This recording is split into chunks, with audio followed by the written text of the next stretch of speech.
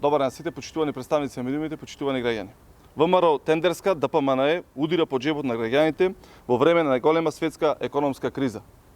Градоначалникот Борче Овчевски и советниците од ВМРО ДПМНЕ во Прилеп ги поскапеа комуналните услуги за дури 67%, јавниот превоз за 50% и водата за 23% во економска криза.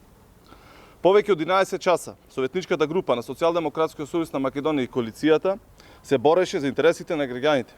Преку амандмани и барања за повлекување на точките го бранеше економскиот стандард на жителите на општина Прилеп.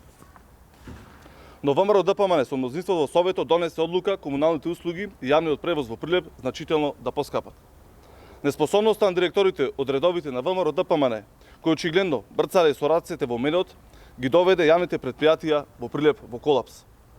Сега, таа неспособност треба да ја плаќаат граѓаните на општина Прилеп. Никаква промена нема во ВМРО ДПМНЕ. Партијата предводена Мицковски не се грижи за граѓаните.